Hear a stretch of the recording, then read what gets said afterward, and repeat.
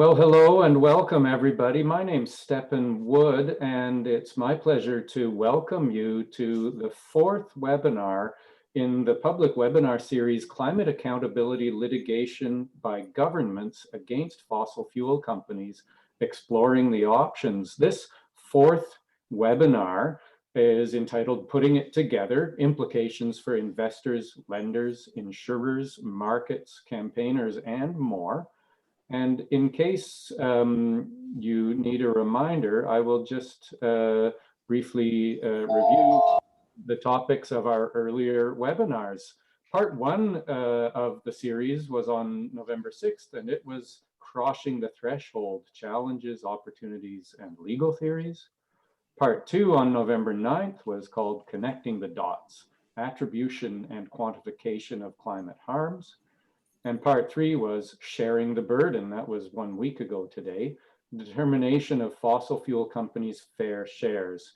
And we are now in the fourth and final webinar, as I said, putting it all together. I'm the director of the Center for Law and the Environment at the Allard School of Law in the University of British Columbia in Vancouver. And I want to start by acknowledging that the Vancouver campus of the University of British Columbia is located on the traditional, ancestral, and unceded territory of the Musqueam First Nation. And I want to express my gratitude that our presence as uninvited guests on this land is tolerated by the Musqueam Nation. Today's webinar is being recorded and will be available, like the other webinars, at the website for the Center for Law and the Environment, which is available if you follow the same link that you used to register for this webinar, and you can see it on the screen, the short URL version of it, or you can simply Google Allard Center for Law and the Environment and you will find us easily. The moderator for today's webinar is Andrew Gage, a staff lawyer with West Coast Environmental Law. And I just realized before I hand over to him, I should also mention and thank the other sponsoring institutions. So this webinar series is a joint initiative of West Coast Environmental Law, the Center for Law and the Environment here at UBC, the Faculty of Law at the University of Victoria, and the Faculty of Law at Thompson Rivers University. So with that, I'm going to stop sharing that poster and I'm going to hand over to Andrew Gage. Thank you very much, Andrew. Please take it away. Thanks, Stephen, and thank you everyone for joining us. As Stephen said, we're really delighted to be partnered with UBC, Thompson Rivers University, and UVic Law Schools on this work, and really happy with the fact that we've been able to canvass so many important issues about the potential for the law to hold fossil fuel companies accountable for a fair share of the cost of climate change. I'm presenting from what is now the south end of Vancouver Island, but it's the traditional territories of the Lekwungen speaking people, the Esquimalt and Songhees nations. And yeah, thank you for taking the time out to join us. So yeah, for the past 3 weeks, we have heard from experts about how litigation against fossil fuel companies might work in Canada under Canadian law, how it's moving forward in the States. And this week, we really, I think, pivot a bit to ask, fundamentally, what does this all mean? So what? Why does this matter?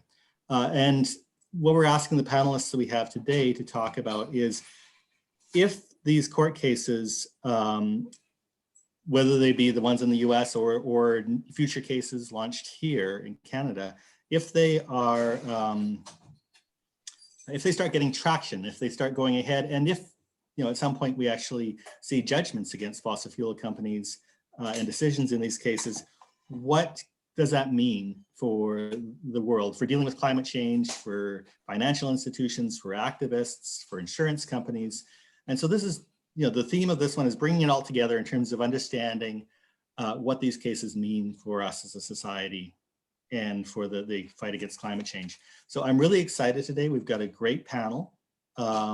I'll introduce them as they present. They'll present for 15 minutes or so. Then we'll have a very brief opportunity for any questions to be asked that directly relate to sort of understanding the content of that presentation. I think in terms of the broader questions and discussion, I think we'd like to save that to the end. However, you can certainly type questions into the Q&A panel. There's at the bottom of your screen, you should have a panel, a toolbar that has a Q&A list. Please type questions in there, like press the Q&A button, type your questions there rather than in the chat, because that's where we'll be looking at questions. You can also upvote questions that have been posed by other members of the audience. And yeah, we'll deal with any, as I say, any questions immediately related to those presentations right afterwards, but then otherwise have a longer time for questions and some discussion between the panelists in the last 45 minutes or half hour of the session. So without further ado, I'm going to lead off by introducing Sharon Eubanks. In understanding what these cases might mean for the future, it helps to look back at what we've seen from similar litigation in the past. And Sharon was the lead counsel for the US Department of Justice in the US versus Philip Morris USA case, which was one of the major federal case anyhow against against tobacco companies in the United States.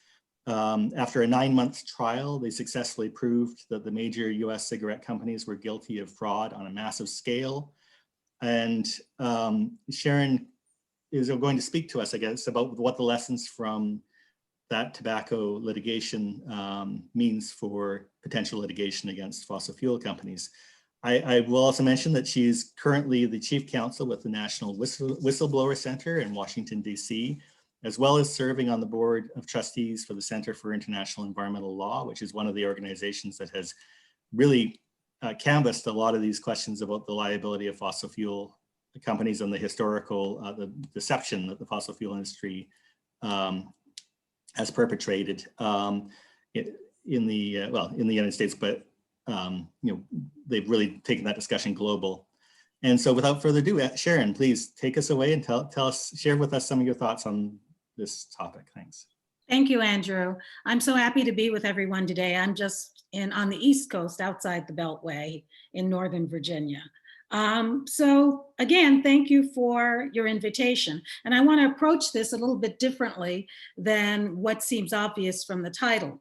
And that is, I want to talk about settlement of litigation, compromise. Yeah, judgments and verdicts are great, love those, but they can be appealed indefinitely, kind of like our election here in the US. And you don't necessarily get to a bottom line as fast as you might if you considered settlement. And I'm recommending that you have a settlement strategy in any of these cases before you go to trial. A strategy can be looked at in a number of different ways, but just making sure you have one.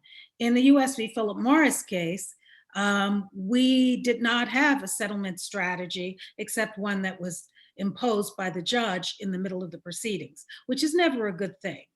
When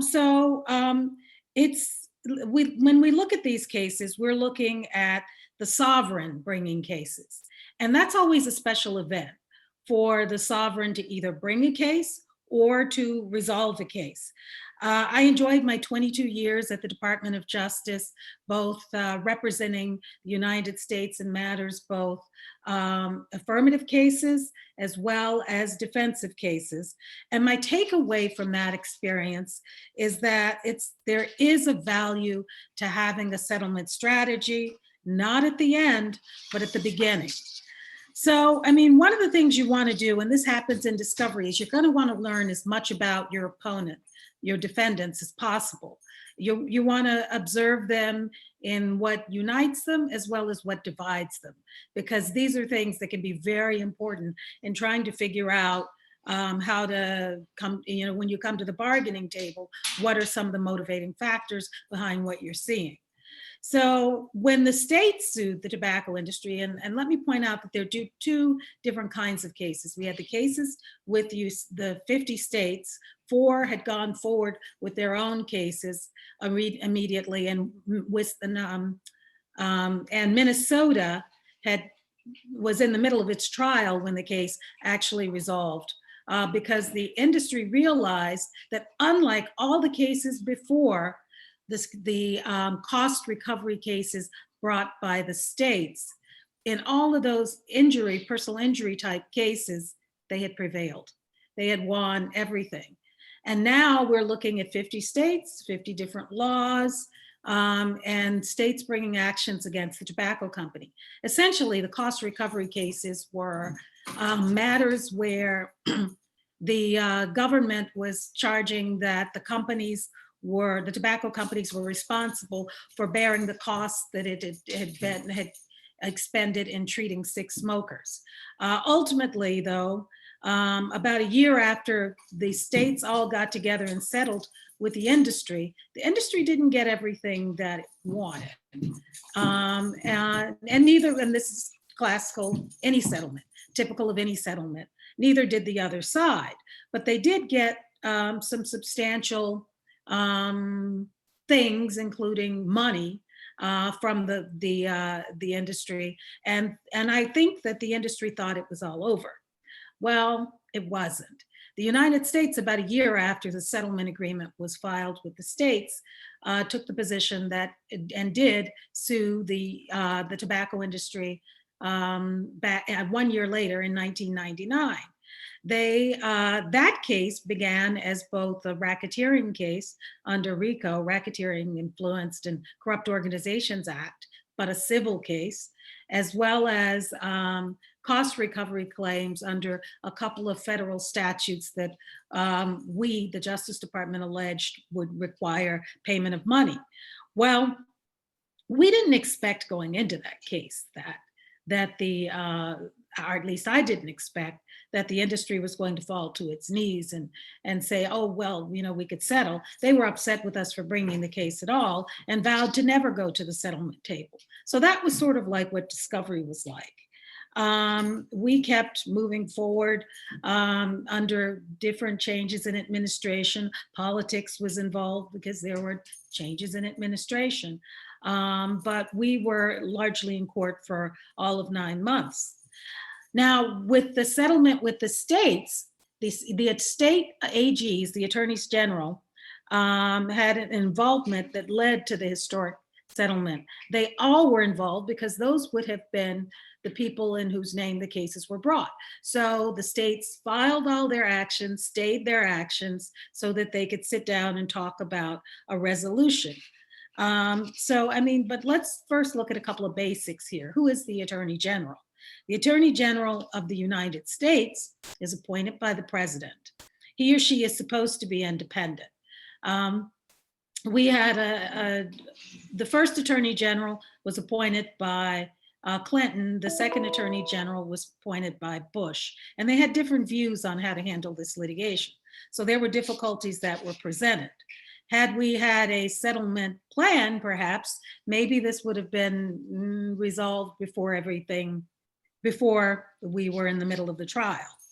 But anyway, the AG serves as the chief legal officer for the sovereign, wherever it happens to be. So the AGs are the people's lawyers, and several have, there have been a lot of states that have filed claims, or a few states that have filed claims. I think the two most recent ones were Minnesota and DC, the District of Columbia, not a state, but it wishes. So these are largely all of these cases, I believe, have consumer protection provisions in them. So these cases are brought, and many of them, I'm sure you talked about this in the other webinars, are dealing with strict liability, so you don't have to prove intent to harm. So those cases have, a lot of them, depending on the statute and the state's interpretation of that statute and the case law, those cases seem to me to be very likely to move somewhere. I see the climate litigation as being farther along than we were when in the late 90s, the industry became willing to sit down and try to resolve cases with the states. I see us having learned in climate litigation a lot faster than perhaps we learned in tobacco litigation. And it seems to me that there will at some point be cases and place the industry in a position of great fear, I think. So what does that mean about settlement at this point? I would urge state AGs to get together now and to have discussions about settlement and establish common interest privilege so that they can continue to discuss things. Now, politics shouldn't be such a factor if you're talking about litigation that's going to, well, politics will be a factor, but they overcame it in tobacco for the states to come together and to resolve the cases through settlement. So it would seem that this would be possible to do here as well. So when we look at the settlement agreement with the states, it also occurred very fast. And some of the mistakes that were made by, there are people in the public health arena who are still angry about the settlement. They still talk about how they felt left out.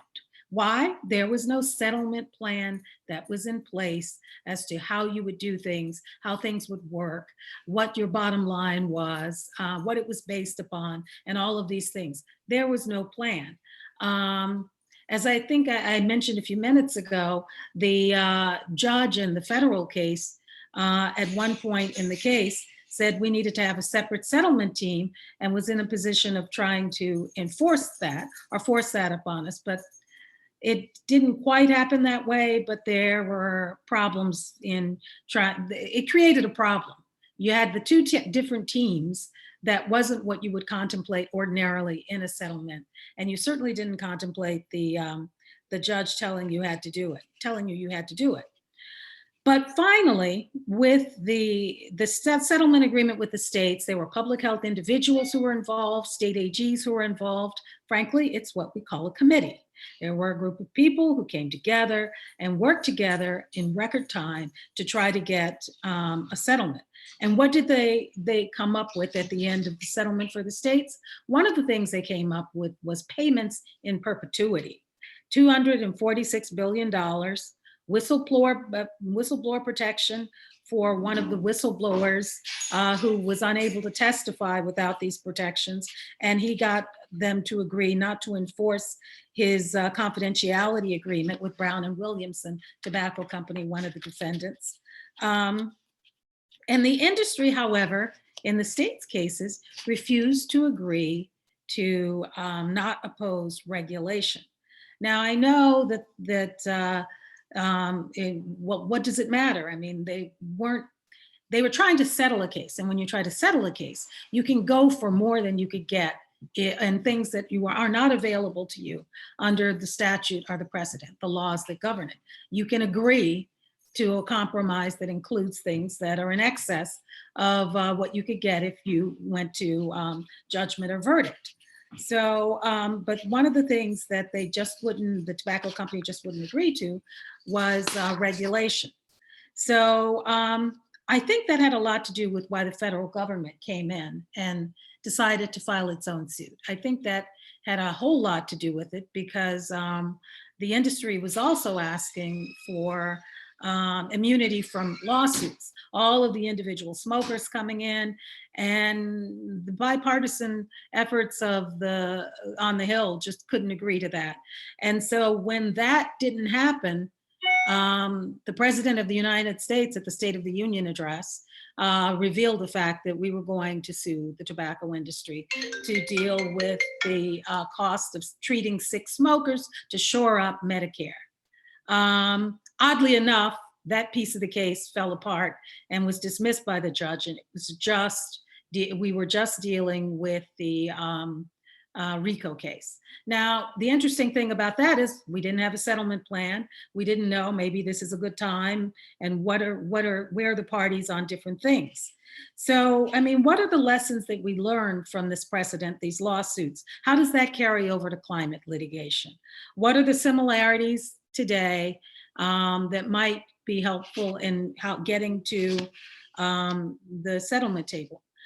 In both instances, you're looking at scorched earth practices of attorneys, like on steroids. I've never seen anything like it, and I've been practicing law for a long time, over 30 years. These tactics and practices can typically wear people down. But one of the lessons we learned was how to anticipate those challenges, because let's face it, they didn't have that much imagination. They moved a little bit more slowly than the other side. That would be our not particularly well-funded side, because they had different interests. You know, who was the largest? How many votes did they get when they decided what positions to take on things? It was very difficult. We exploited all of those things and could have done that in terms of preparation for settlement mode and what we would know and what information we would be collecting. So, I mean, we anticipated a lot of the arguments, and that was, and our pleadings were with specificity. And all of those things are helpful because throughout the litigation, issues are often narrowed by the court in terms of what you can and cannot bring. I've already mentioned that we lost the cost recovery claims and we're left only with RICO. The same set of facts dealt with that. And it turns out the RICO, that streamlined the case for us, made it a lot easier to handle because we didn't have to worry about the law of 50 different states or anything remotely similar to that. It was a straight up racketeering case. And it was filed because Congress couldn't agree with the companies on what they should do. So they went to war, that is litigation. What did we learn from this? Well, we learned about the value of whistleblowers for one thing. And whistleblowers can be very helpful in these cases to work with people, to work with litigants to tell you where the bodies are buried. Where are the details hidden? Who knew what and when? Possibly even documentation. Some of the laws have changed that restricted Jeffrey Wigand, the whistleblower, a whistleblower in our case, from coming forward. And that those things should be exploited. Again, this would be part of a plan that could be put together. So, I mean, one of the things that you would want to do is you would want to assemble knowledgeable persons with authority. This would be part of what you would do in figuring out your settlement plan. Yes, that's a committee. Would it have AGs on it? Yes, it would. There are a couple of AG organizations, or there's one that's bipartisan, National Association of Attorneys General, and they were involved in the settlement agreement with the states. So there are there are bodies that could help in terms of working out and an arrangement where you were looking at the potential, or at least just having a settlement plan. You would let the science proceed front and center, hand in hand with the law. And you would all agree that that was what you would be doing. That it wouldn't be, that would be the focus of what was happening. And what was going to resolve things. You would figure out some of the difficult details and those details that matter, and you would address them. You would address them in the context of those bodies where they would, the AGs and others who would be involved in the committee, and you would report back. But you would be serious about confidentiality. This wouldn't be one of those political moves where you run out and you're able to talk about what happened. And then, I mean, very importantly, you would work with those industry insiders to bring information. You would have a plan for it.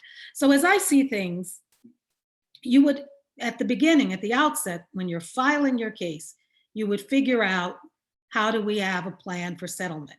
Part of that plan, once that group gets together and is working toward how you would resolve the case, you would come up with things like things that you could never agree to, things that might be on the table, sums of money with, certain limitations or not limitations. These are all things that could be worked out without creating some of the bad feelings, I can say, that exist in the public health community after the settlement with the states. So, let me close with this.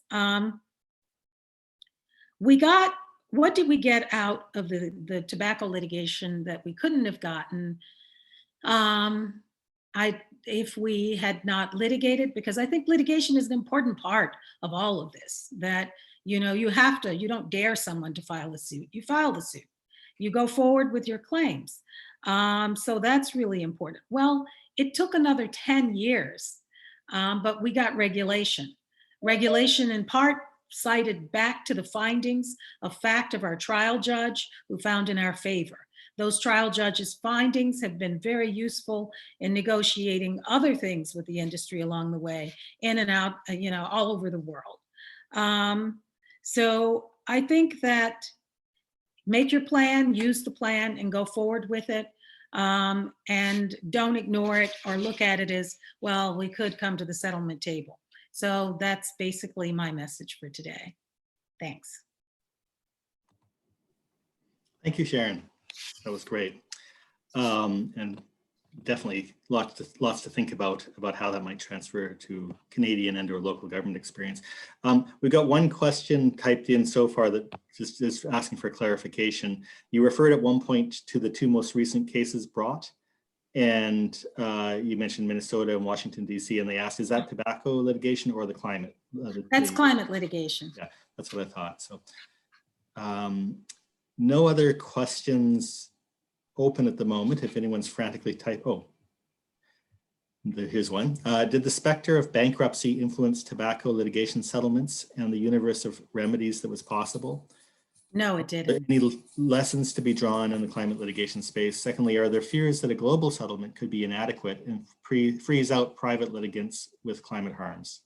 Well, I suppose there's an argument that could be made, but there's also a way, hopefully, to work around some of those problems. But yes, those are issues. Bankruptcy was not a concern. And if you look at the worth of the companies now, they've basically taken what they did with regular cigarettes to e-cigarettes and are doing quite well. But bankruptcy could not have been a part of what we were doing. As the sovereign, we couldn't have tried to push the companies into bankruptcy. That is something that I've seen a lot of companies raise. It's also interesting that the industry said in our case, in open court, every time we would go to court, this is a case that cannot be tried. This is impossible. So it's amazing what people can do when they're motivated to work together, and they're smart people. So these things can be done. These are tough issues, and I think you have to work through them with people who have knowledge. Some of them are on the same panel with me. Great. Well, let's leave Sharon for the moment, and she'll be here for our question and answer discussion. We're going to turn it now over to PRIYANKA VITTAL, who's the lead counsel for Greenpeace Canada. As you can imagine, being lead counsel for Greenpeace results, I think, in a fairly diverse practice, ranging from defamation to protest law to looking at suing fossil fuel companies. Greenpeace here in Canada has been on the forefront of some of these discussions, including pressing the city of Toronto to get a legal opinion on its options to recover the cost of climate change from fossil fuel companies. And I'll just like to say personally, it's been a privilege being able to exchange ideas and often bounce ideas and strategies off PRIYANKA as our two organizations work on these types of issues. So I'll turn it over to her. Great, thanks.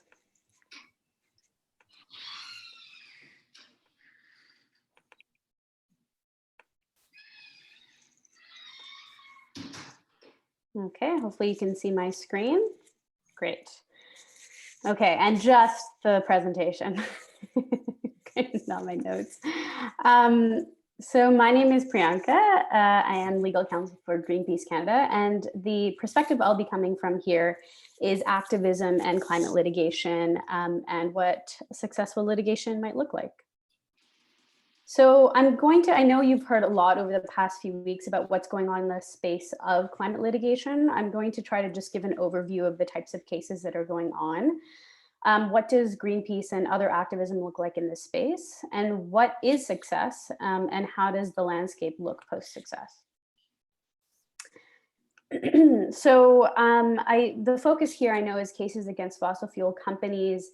And I'm also going to talk about a few cases that are sort of new or novel or upcoming against investors, or the finance industry, such as banks, pensions, and insurers. So, because I know there's considerations for them as well in this climate transition.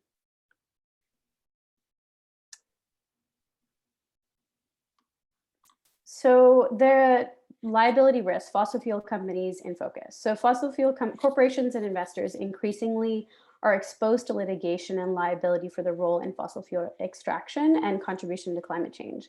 The types of litigation that are ongoing and that can lead to liability are claims based on human rights violations.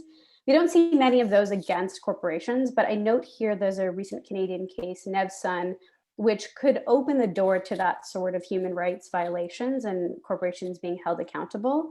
I won't get into that case, but basically this could open the door for looking at international norms and human rights and how they might apply in the Canadian context, in the tort context.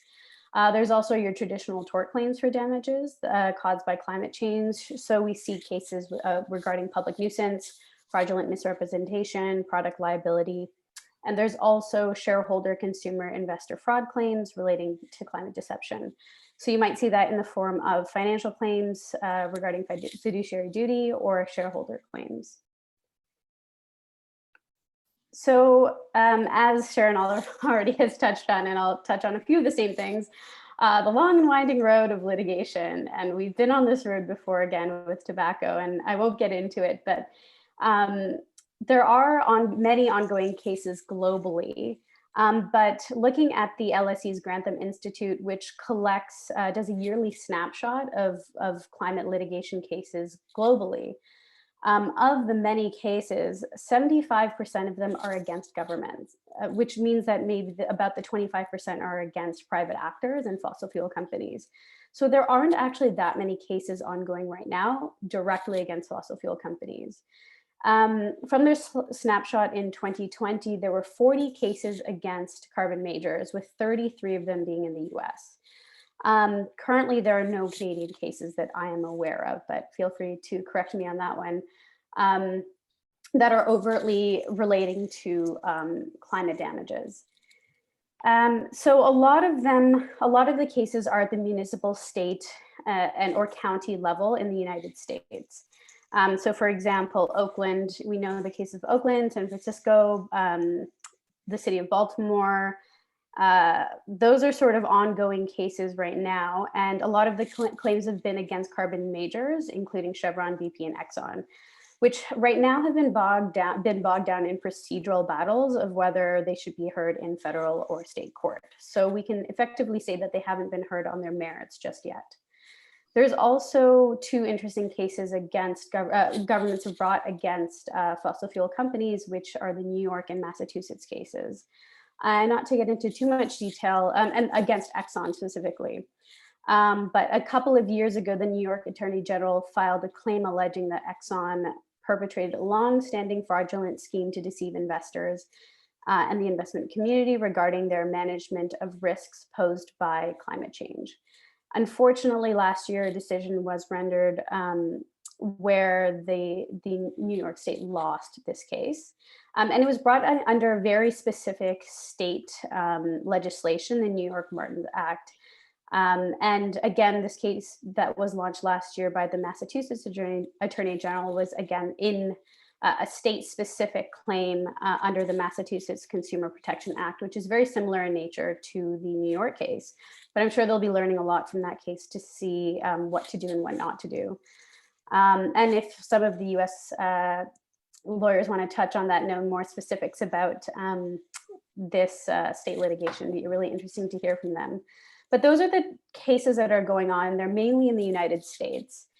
We do see a case in the Philippines, which is close to close to sort of pseudo suing fossil fuel companies, but not just yet. The Philippines Commission on Human Rights announced last year, following a near 3-year investigation into 47 carbon majors, whether they could be held accountable for violating the rights of its citizens for damages caused by global warming. And the commission basically found that they could be held liable. We don't have a written decision yet, and we're waiting for that. But this was a petition from Greenpeace Southeast Asia and other local groups as well, both trying to see if they could be held liable for civil and criminal risks. So this is sort of an opening, a door opening, as opposed to an actual conclusion. So we have to see where this case would go. So there are also cases against financial institutions as well. Stakeholders, investors, and the general public have been paying attention to who's funding and who's worsening our carbon crisis, and where is our money going, and how are they allowed to use this money for perpetuating climate change. So there is a belief, at least with Greenpeace, that banks, pensions, insurers have duties to disclose climate risks in accordance with the TCFD and align investments with objectives of the Paris Agreement. There are risks that investors face, which first is the physical risks of holding actual physical assets and what would happen to them from the damages of climate change, such as flooding. Second, there's liability risks, the impacts that could arise tomorrow if parties who have suffered loss or damages seek compensation. And finally, transitional risks, which could result from the process of adjusting towards a low carbon economy. And changes in policy, technology, and physical risks could prompt a reassessment of value of large range of assets as costs and opportunities become apparent. So there is a narrative which has been ongoing, but has come more to the forefront in, I guess, in the climate activism community about financial responsibility, including fiduciary duty and shareholder activism. I know that there's a report called Trillions of Dollars and talks about trillion dollar transformation, talking about divestment and fossil fuel companies and risks, climate risks. There's also a recent paper by Cynthia Williams called CPPIB, which is a Canadian Pension Plan Investment Board, troubling incrementalism. So the CPPIB, for those of you who don't know, is a Canadian pension plan. And if you're a Canadian citizen, you pay into it automatically. It's one of the world's largest pension plans, and we pay into it involuntarily, and they continue to invest in fossil fuels. So the question is, are they doing enough to transition? Are they investing and acting in the best interest of the beneficiaries, which is us? So what does Greenpeace do in this space? I'm going to touch kind of more generally what a lot of activists are doing in this space, or a lot of people. I know there's, of course, academics who are doing the hard work of, attribution science and looking at litigation hurdles.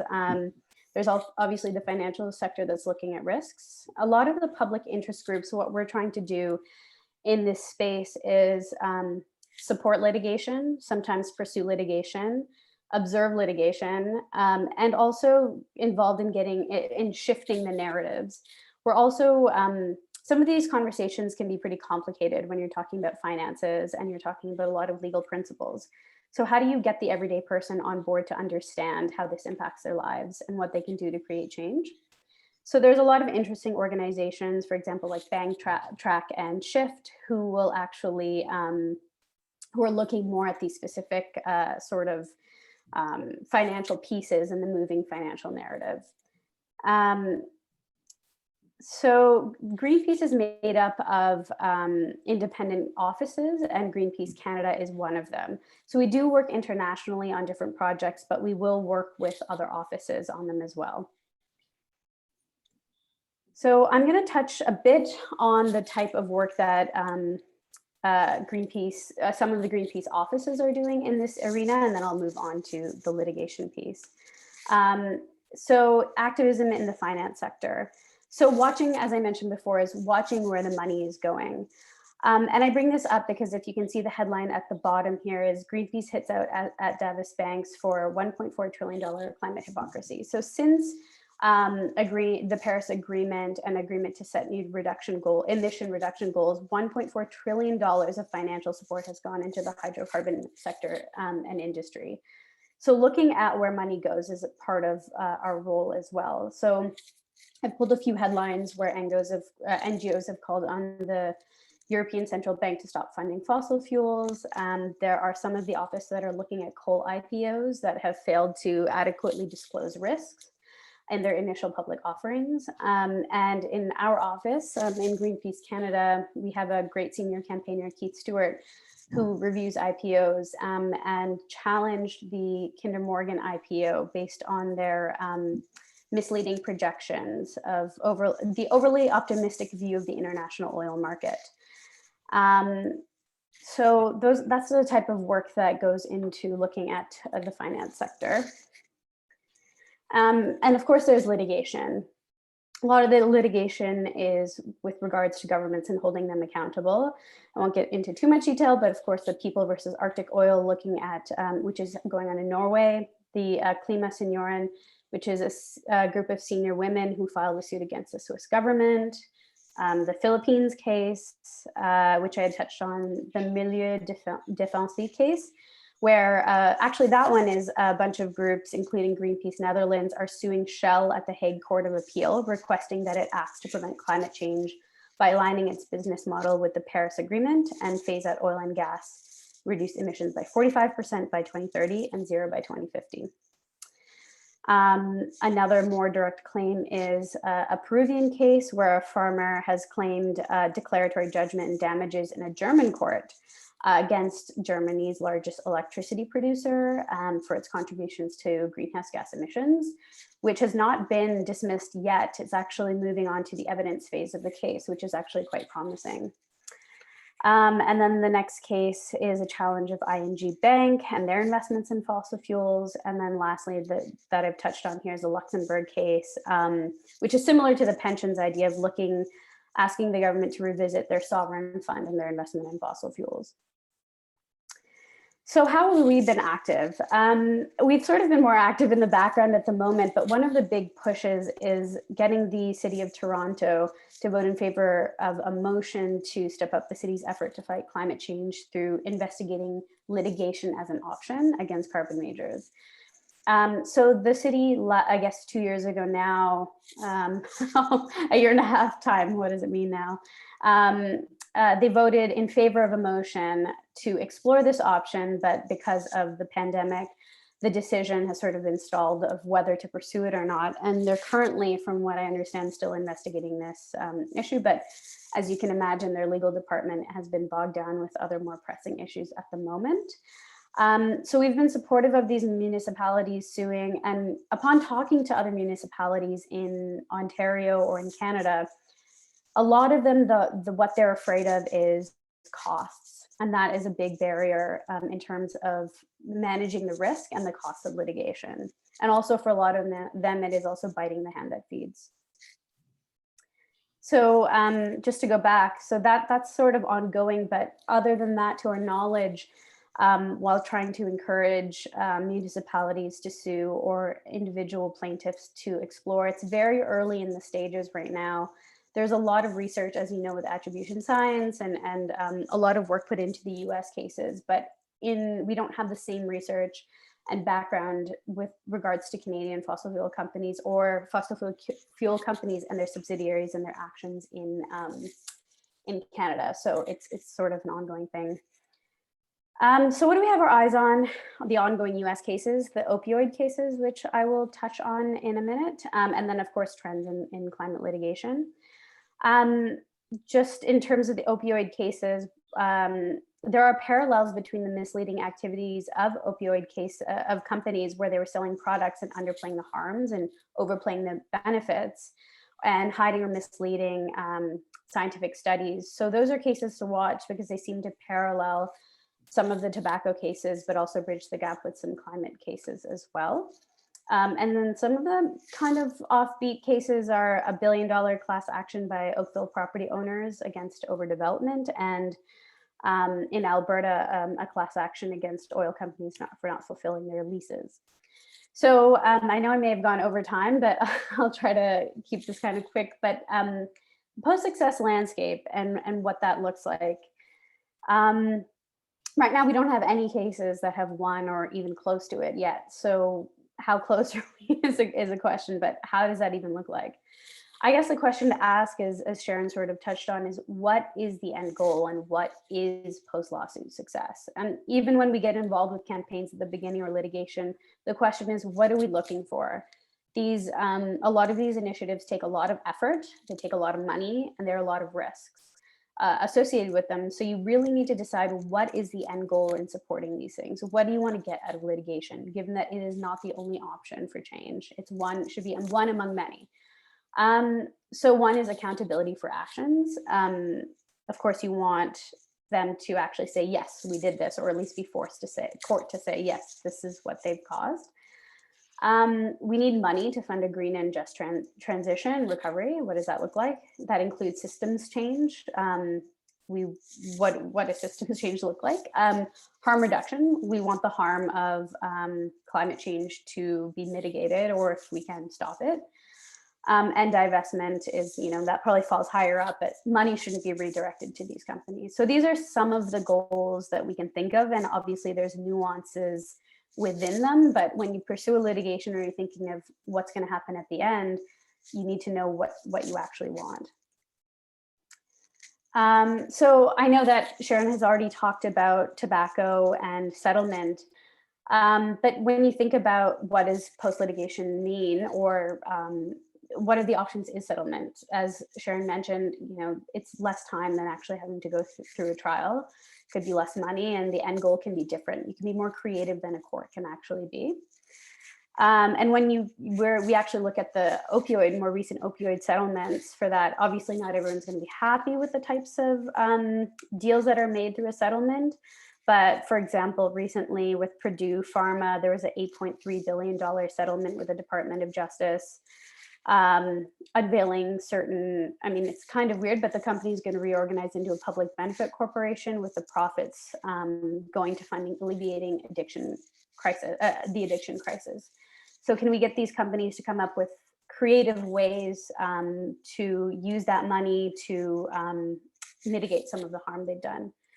There's also the McVie case, which recently was a case in Australia where a individual, a 25-year-old man, brought a case against a super fund, which is, I guess, similar to a sovereign fund or a pension, claiming that they hadn't done enough to mitigate the financial risks of climate change. And they ended up settling that case with him, mentioning the details aren't known yet, but they agreed in their public statement it pledges to have a zero carbon footprint by 2050. So there may be interesting settlements that may be available through these cases as well. And I guess in terms of, I was going to say I'm almost done, but with regulation, sometimes when there's a settlement, a lot of these companies may ask for immunity from litigation. So that's also a consideration. Or they may try to curtail litigation by proposing things at the outset that might seem favorable, but long-term just benefit the company.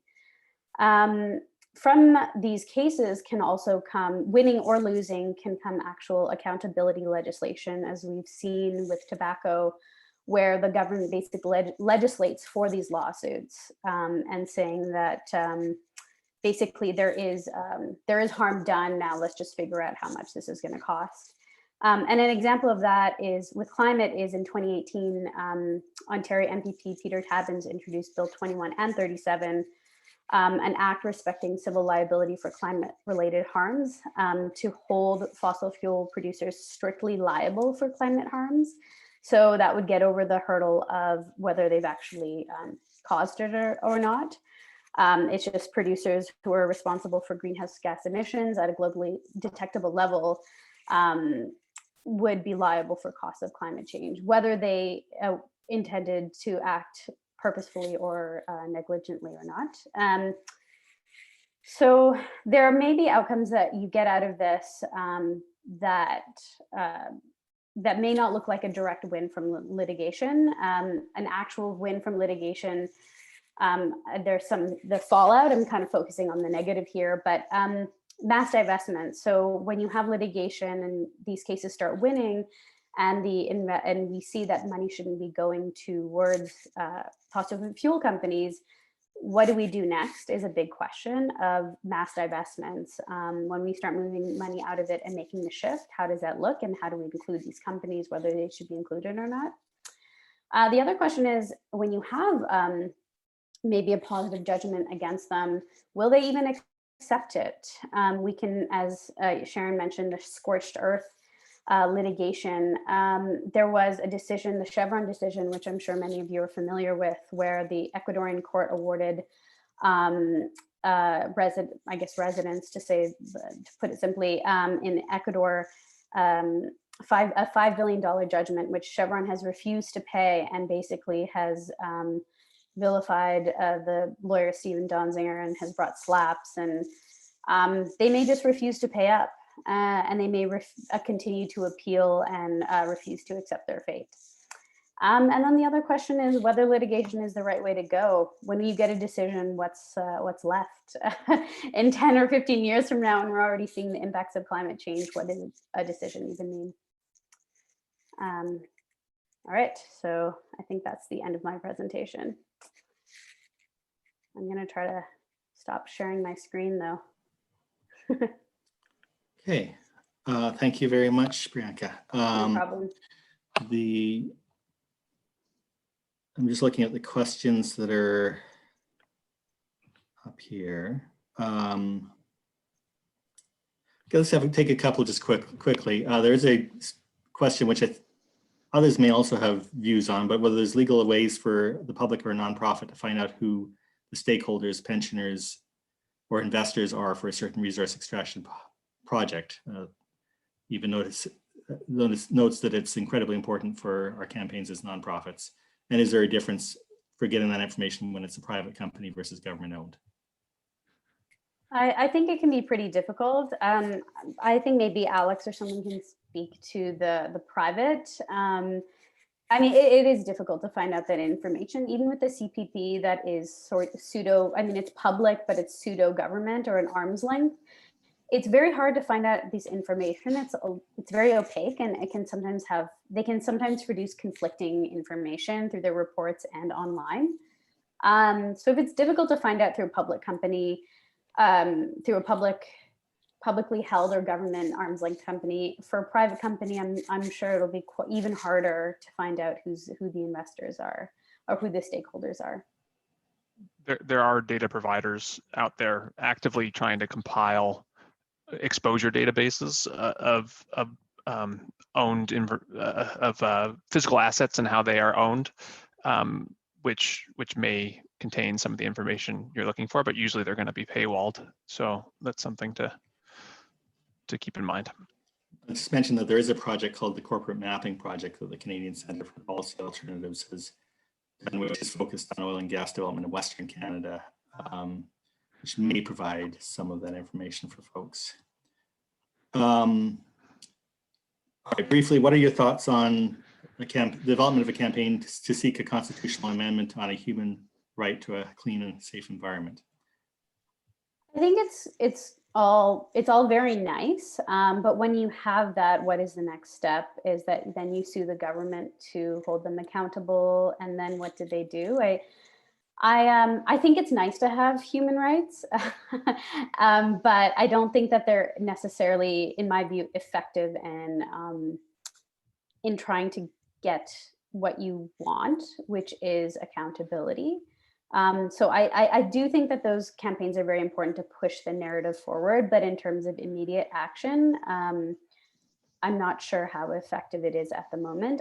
I do think the risky type of work going on right now is directly suing fossil fuel companies, but I think it may be the most effective.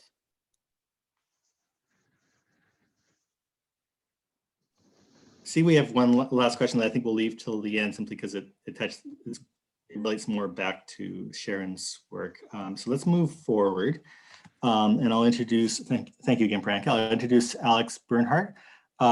He's a director with Marsh & McLennan, which is a global group of firms that focus on financial and risk management advice. He formerly worked with Mercer, which is one of those companies focused specifically on financial advice, where he was the co-author, one of the co-authors of Investing in a Time of Climate Change, the sequel, and maybe the original too, I'm not quite sure. He's also worked on a collaboration between Mercer and the Center for International Environmental Law that specifically focused on these questions of the legal duties of pension funds in relation to climate change.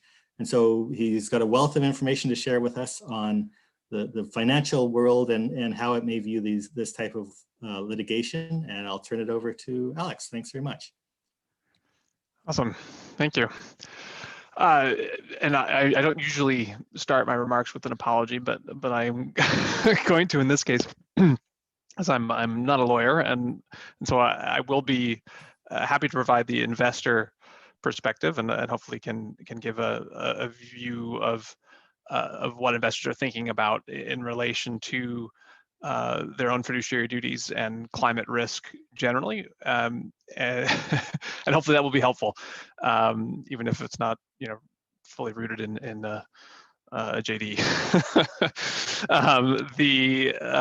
And I also, in my role at Mercer, I had sort of US in my title, but I did work across North America. So I have done some work in Canada.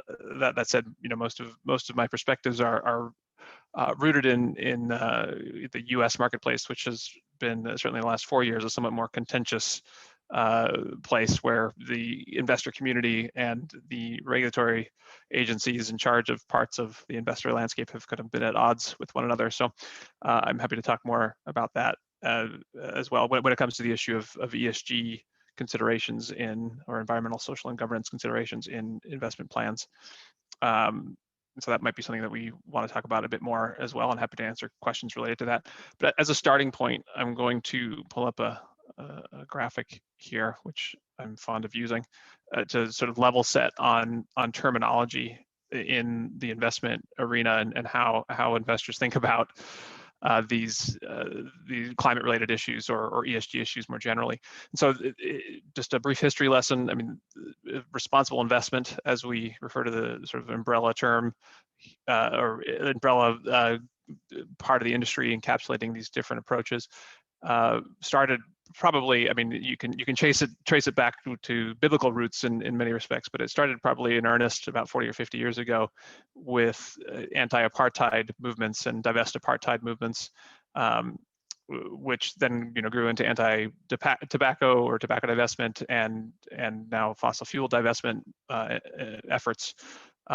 Mostly driven by activists, but also by a subset of investors with a desire for values alignment in their portfolios, and the primary objective of most socially responsible or SRI investors has typically been values alignment. And to achieve that alignment with their values in their portfolio, they're using tools like screening or divestment primarily, but also stewardship. So working with the companies that they own to encourage change in their behaviors.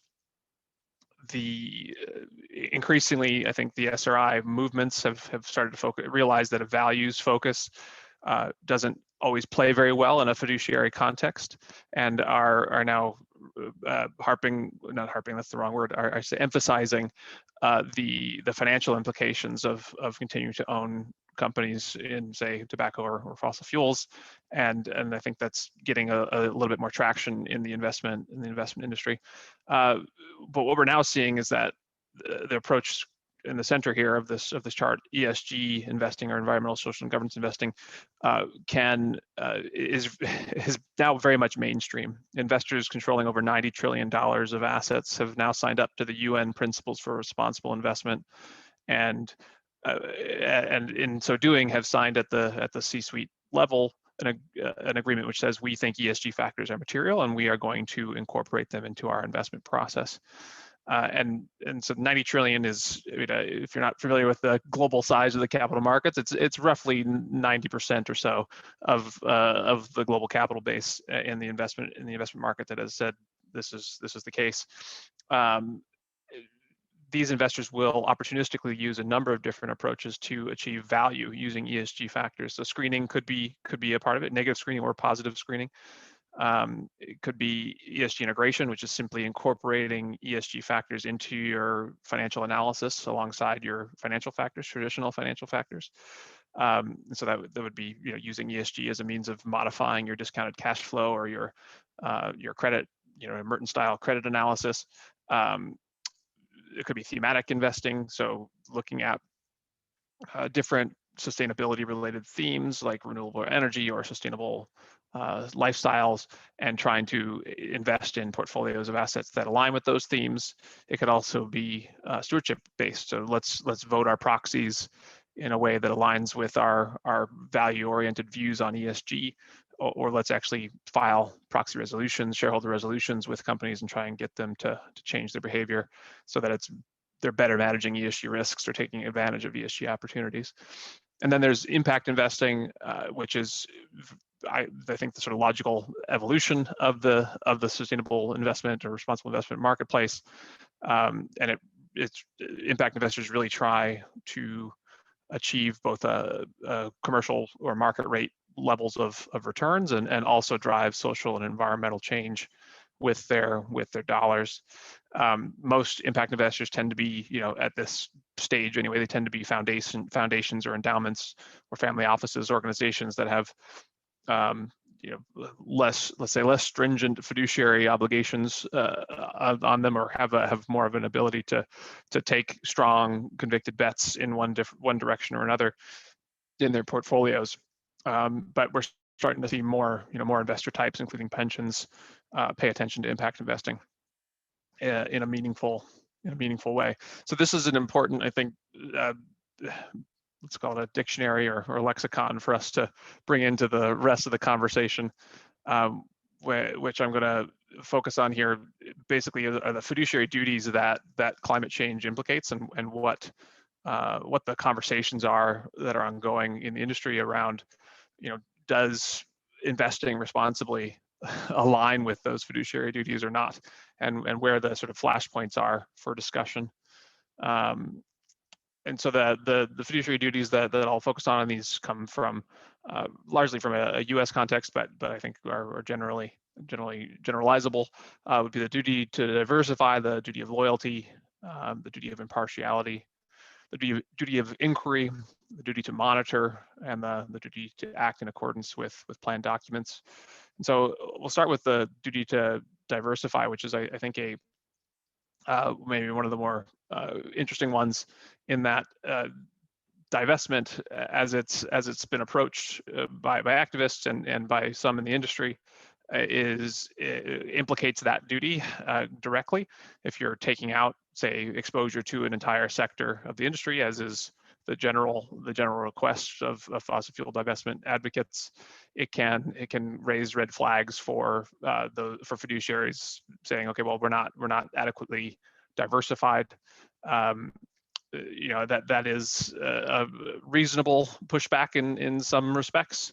However, when the industry in question and there's reasonable reason to believe that the industry in question will underperform the broader market or underperform other investments, you can reasonably argue that not diversifying into that sector is prudent.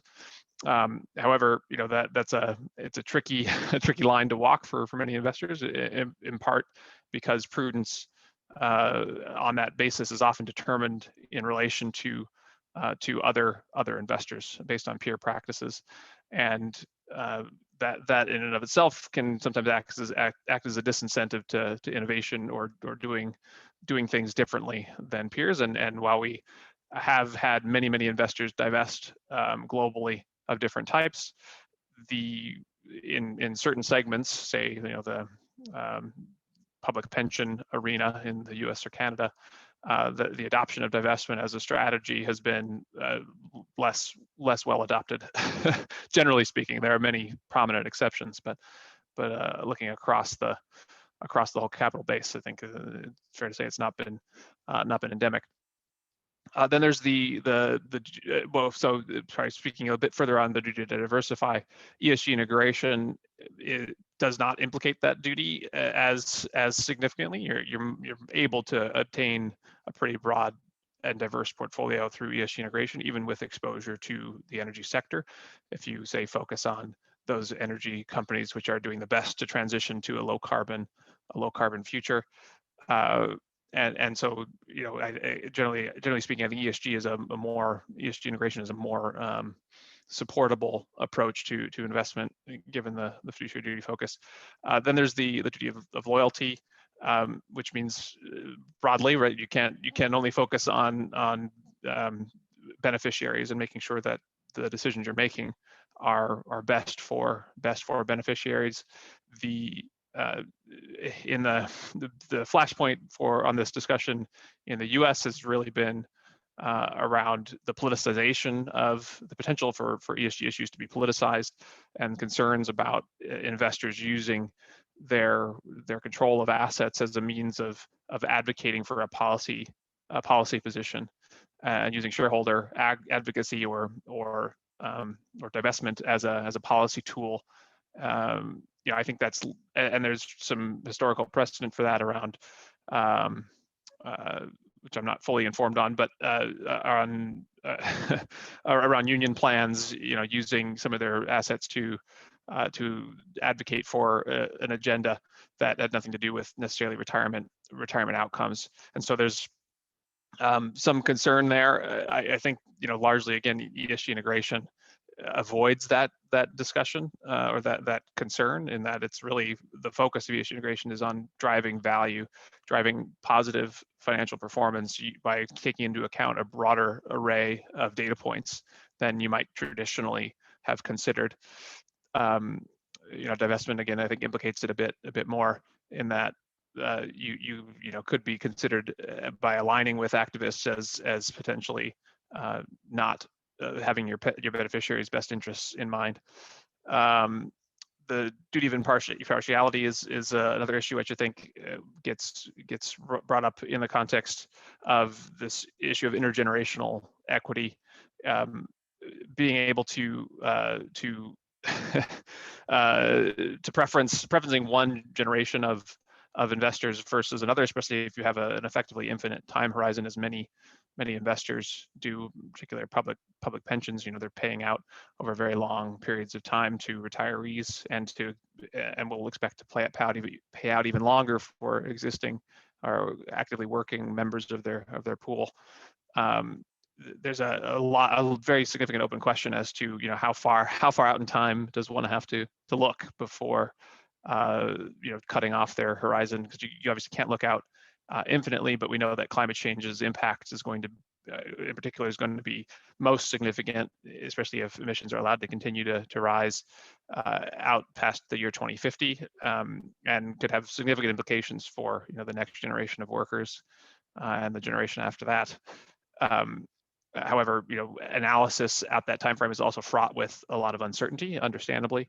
You know, to cut around some of that issue, Mercer, where I worked on climate scenario analysis tools, and we built these tools in part to provide some context, some financial context for what the future risks from climate might be to a portfolio, and that analysis has underpinned quite a lot of actual strategic work that's taken place at large investors and conversations amongst trustees around what to do strategically in the short term to address this long-term risk. But it is definitely a challenge contextualizing this long-term risk in a financial way, and it's something that needs, you know, more effort and more work. And the duty of inquiry and the duty to monitor are also important. I think these are areas where we're starting to see a pretty swift evolution in the investment market. I think for several years we had the capabilities in the investment industry to analyze climate risk using, you know, climate scenario tools like the one that Mercer built, or using carbon footprinting, or using other data sources that exist in the marketplace. And investors weren't doing a lot about it, but now what we're seeing is pretty widespread adoption or widespread inquiry, and to a lesser extent some monitoring happening on a regular basis of climate risks in portfolios. And while some of that risk analysis and you know, whether it's one time or regular, is actually leading to shifts in behavior, but not always. So those are the long list of duties, which I think that that potentially get implicated by considering climate change in a fiduciary context. So a couple of other things that I'd like to mention that sort of cut across these that I think are just interesting topics that relate. This concept of modern portfolio theory, which is typically it's often thought of as sort of the record keeping mechanism, or the method by which assessment is done sort of dispassionately. But it's important to remember that the third word in that acronym is theory. It's not just it's not a definitive means of financial analysis, although it is often treated as such. Modern portfolio theory typically uses historical data to assess the risk and return interactions between different securities or different asset classes in a portfolio. And it may not in some cases be fit for purpose for conducting climate change related risk analysis. And nevertheless, it is applied often in ESG or climate change related conversations as a means of either pushing back against them or potentially undermining their adoption. And so that's something to look out for, I think, in conversations around the duty to address these issues. And then I think there's just a general concern in the investment industry around movement in either direction. I think there's a concern in certain pockets, certainly, that you're sued if you do or sued if you don't. And that there's because there's uncertainty on either side of the argument about whether or not climate change is a fiduciary issue, for instance, or whether or not you can assess it adequately, or whether or not it is purely a pecuniary issue, or what the generational or time horizon issues might be to take that into account. It sometimes can lead to paralysis or analysis paralysis amongst trustees. And so there's a definite need to do more education around the implications of climate. Mercer's come out and said clearly that we believe that climate change is a material financial issue that investors should be taking into account. And that's a fairly big deal, given that Mercer advises on $13 trillion in assets globally. However, that in and of itself doesn't always lead to investor action. The investors need to want to take the issue into account. And so again, more education and more advocacy and more awareness building of the materiality of climate from a financial perspective will help to address that issue.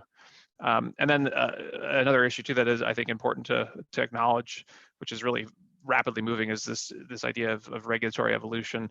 We're seeing a lot of really interesting movement in the last 6 months, even mostly in Europe, but in other jurisdictions as well, where ESG disclosure amongst companies is becoming mandatory, where ESG disclosure amongst pension funds has been or is becoming mandatory. And that sort of movement, and obviously the expert panel in Canada and the equivalent sort of expert panel in Europe have put out a set of really strong and interesting recommendations, which are being pursued to varying degrees of speed and urgency in both jurisdictions. And so those sorts of things will have global ramifications, particularly if the EU moves in the direction that it's signaling it will move around the taxonomy and other aspects of their regulatory regime. The investment industry is a global industry, and to the extent that there is regulatory change in the EU, which is obviously one of the largest investor markets in the world, it will have global ramifications. There will be a race to the top, as it were, for compliance to those regulatory actions. So I think we should watch that space as well and see how it evolves. But that creates a lot of legal uncertainty, as well as regulatory compliance becomes a new goal rather than the sort of purely voluntary space that a lot of investors have been operating in to date. So that's the extent of my comments for now, Andrew. I'm happy to take more questions. Great, thanks very much, Alex. I'm seeing if anyone has any sort of immediate follow-up questions for Alex, please type them in now. I'm not seeing any that go directly to your presentation. While we're waiting for that, I mean, is there anything that you can briefly say about if we start seeing court cases advance to the sort of discussion, examining the merits and or judgments, does that increase the space? To what extent does that increase the space or obligations on the pension funds to address those, or is it just one more cost to sort of factor in? Any thoughts on sort of how this litigation relates to that values, that balancing? It's a curious situation in that divestment has been from fossil fuel companies has been a topic of conversation for the better part of a decade, and I mean probably extends before that, but certainly for prominently for the last decade or so.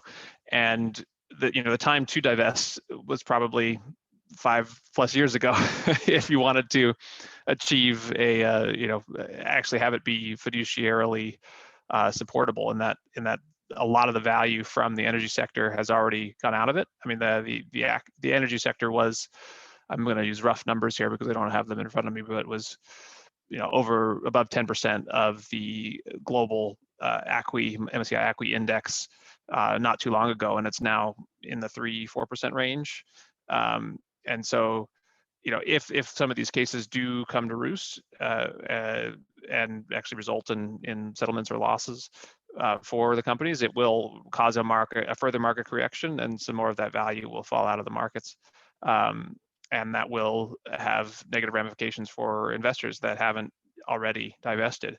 And it may cause, as is the case in investments, investors tend to be a better job at reacting than being proactive in many cases. And so not always, there are obviously many exceptions to that, but that can be the outcome. And so you can see more divestment happening as a result of that, as acknowledgement of the risk becomes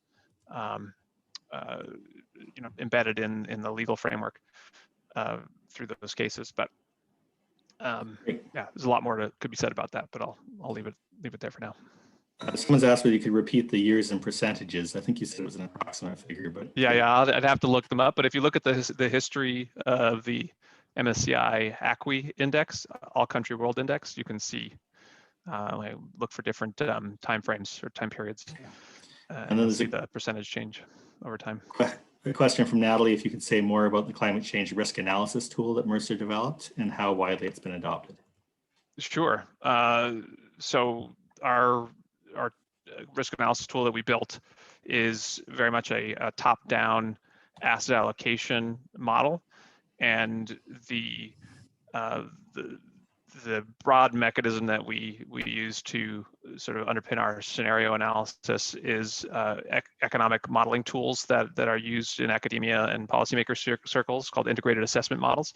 And so we looked at a host of these integrated assessment models over the years, and then developed some componentry of those models ourselves, and then embedded them into our investment modeling framework by sort of drawing a linkage between some of the economic variables that those integrated assessment models produce and their likely investment implications. And then we tie those to specific asset classes, and then we can build portfolios on the back of that. And then you can have a total portfolio level view of what climate scenario impacts might be. So we have a 2-degree, a 3-degree, and a 4-degree scenario in the model. And we're able to quantify the percentage difference in expected return across portfolios and scenarios using that modeling framework. And it's having a quantifiable value to put behind climate scenario outcomes has been really extremely useful in bringing this conversation to fiduciary boards and allowing them to have a conversation that isn't purely qualitative in nature. And so it's actually led in some cases to, we think, first of all, having a conversation at the board level, which may not have been possible without the modeling framework, and also to some strategic action in the portfolio, changing in an allocation to incorporate more low carbon assets. Say, we've seen many clients make that kind of an allocation change after our modeling was done for them. But in aggregate, we've run the analysis on multiple trillions of dollars of portfolios. I myself have worked on analyses for $800 billion plus worth of investor portfolios in North America. So progress is being made, but yeah, there's a lot more to be done. Even the the multiple trillions that we worked with, that's still only a fraction of the global investor marketplace. So Great.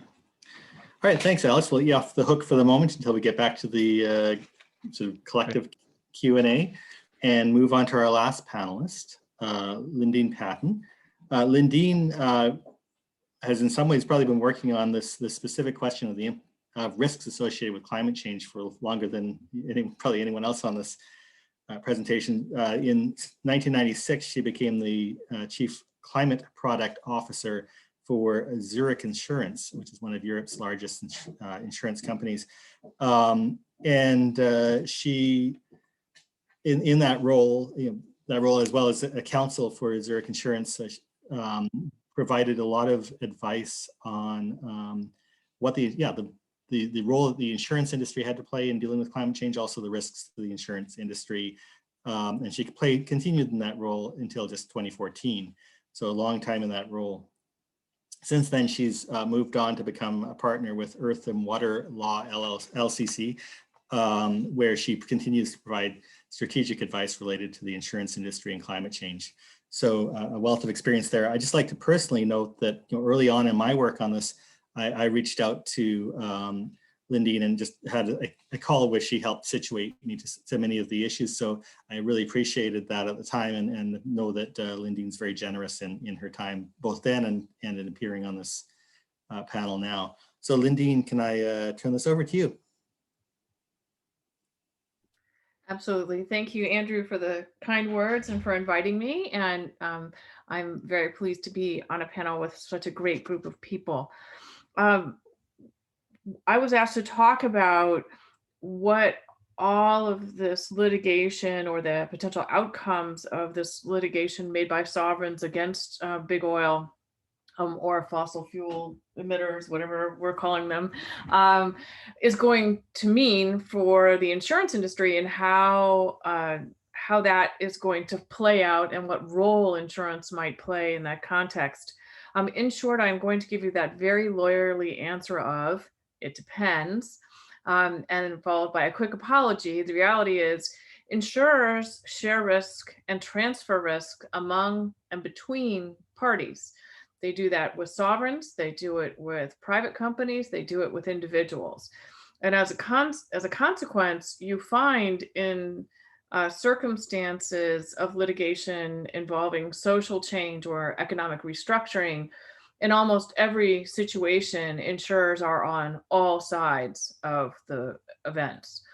How they are involved in each group's risk management tends to be quite different.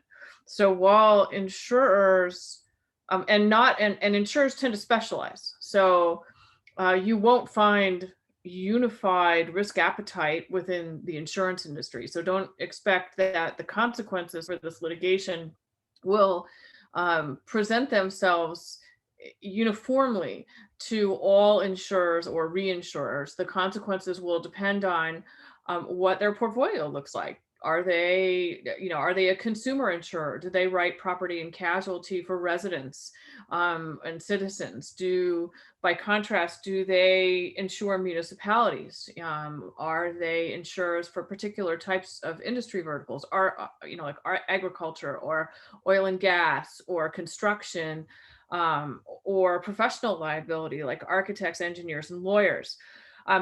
Because when you are in a situation where one insurance company, or one group of insurance companies transfers risk from individuals to an insurer, and another might transfer risk from a corporation to insurer, and another group, municipal governments, to an insurer. And by the way, transfers of risk by sovereigns, much like what Sharon referenced in the litigation, are very unique, and they are bounded by statutory provisions. So what is permissible by law to transfer by risk is typically statutorily defined, both, at least in the US, at a subnational, and in the case of the US government itself on a national basis, in locations which are very old and very arcane. And in some cases, if you practice in this area, you find yourself in the Library of Congress looking for things that date back to unbelievably the 1700s to determine what's permissible in certain types of transfers, which becomes relevant, for example, in transferring military bases. So when you think about the source of significant climate change impact risk, you almost always have a situation where every one of these actors are present. And then don't forget that insurers pass risks between and amongst themselves. So we have insurance and reinsurance. And so how that ultimate risk positioning takes place can be different amongst the groups. So when you start talking about, if we took, for example, some of the litigation that's in the San Francisco Bay Area, all right, let's just say a municipality sues an emitter, a big emitter. And the big question, kind of where Sharon had started this, is, well, what are they asking for? Because you should understand that insurance doesn't cover every risk. It only covers risks that are defined within the policy terms and conditions.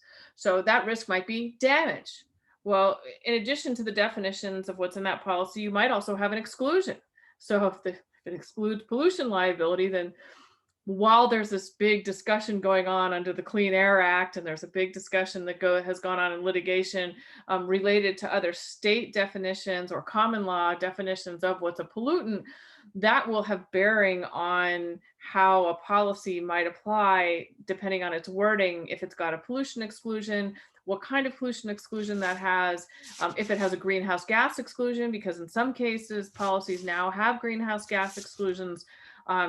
So how this works out from a contractual basis will determine what is paid. But in most cases, there has to be a defined damage. And typically at its core, you find that insurance, when it's first party, you're buying coverage to protect you from damage to assets you own. Okay. You might also be, if you're a business, buying insurance to protect you against negative impacts to your business, so business interruption. So you have to look at the class of damage that you're asking for recovery, and then who's asking for it. But the big deal in these types of litigation, and the experience that has made the insurance industry realize that the consequences of this active litigation and then the outcomes of the litigation is so complex, is that you have cross claims. And so whether you look at asbestos, whether you look at tobacco, whether you look at Chinese drywall, whether you look at litigation that's been related to CERCLA, what you find is insurers end up in a situation where, as the settlement table presents, as the litigation prepares, they might have multiple parties, each of whom are adverse to one another at one level or another, which means that the big expense out of the gate for insurers on most of this litigation is that they have to pay for multiple sets of defense if their policy is triggered. That's if. Now, most of the litigation here has not been focused on trying to trigger insurance policies. It's been focused on trying to achieve a change in behavior, however that might be, on the part of oil and gas. So they're not particularly framed in a way where they would speak to whether an insurer would get involved at all. Not to mention the fact that when you begin to file suits against carbon majors, because of the information that Alex had been mentioning before, historically, the carbon majors have typically had more cash, more capital than any insurer in the world. So they didn't and don't, at least at this point, look to transfer risk in the same way that you and I do, or mid-sized companies do, related to a variety of risks, which might include defense and litigation, which might include allegations related to property damage for third parties, et cetera. They tend to set up their own captives, and they don't tend to have just one. They tend to set them up so that they vertically respond to different lines of business. They tend to have them domiciled with specified capital allocations in particular locations. So this is corporate law on steroids. If you really want to understand, and those companies may be cross-collateralized by, within certain lines of business and by and between certain jurisdictions, typically subnational jurisdictions. But when you roll up on an international basis, that cross-collateralization or pooling of different kinds may be occurring on a cross-border basis in a reinsurance context, ultimately when it rolls up. But in most cases, everything's pocketed within a defined jurisdiction, so you can't, so there's a way to stop the process. So there's a way to mitigate the damage to the overall insurance, the insurance holding company institution itself. I mean, overall, when you think about understanding what happens to an insurance company when large mass tort litigation occurs, the whole purpose of corporate law practice in that space is risk management. It's making sure that if a risk is assumed within a subnational organization, that risk stays in that subnational organization, period, full stop, end of story. And that the only capital that's at risk in that management of that risk through that instrument is in that subnational organization. And similarly, you're going to have, because the carbon majors are as sophisticated on risk management and have had, as many sophisticated insurance companies as who you would typically think of as an insurer, they will have those structures also. They will be focused on trying to make sure that wherever a claim has been presented, that those subnational entities will stem the bleeding, for lack of a better term. So I'm not really sure that so if the lawsuits continue, there's a potential, depending on who's involved and what cross claims present themselves, that insurers will be involved in that defense process at some point, but they'll be conflicted. So they won't be able to do what a joint defense privilege is unless there is total or at least partial alignment between some of the people who they are sharing risk for or providing defense to, right?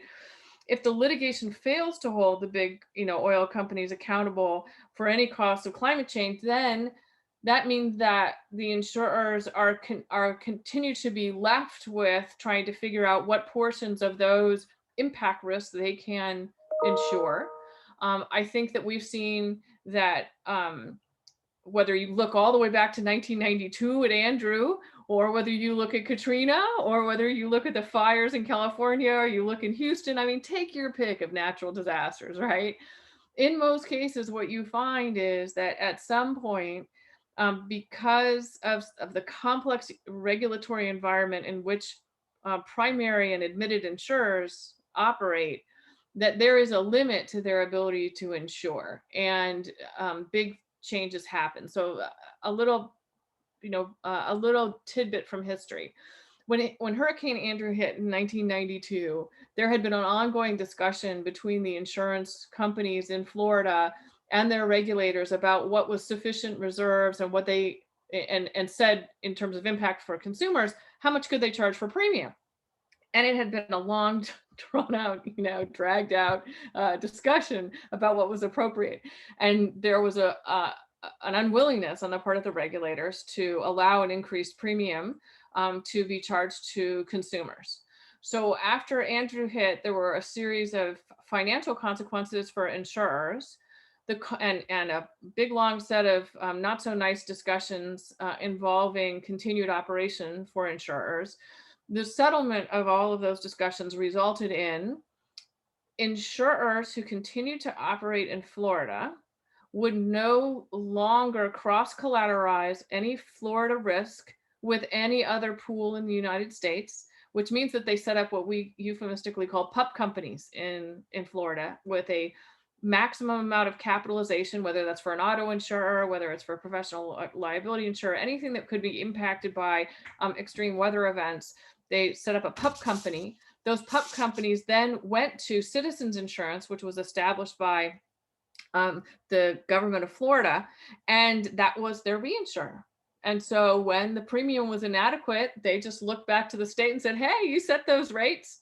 Guess what? We need money. Please pay us. So the consequences of that were that you've seen a very interesting and different market for property and liability coverage in Florida from in comparison to the rest of the country. There were some positive things that came out of that. There were significant drivers to actually change building codes in Florida, which don't exist in other parts of the country.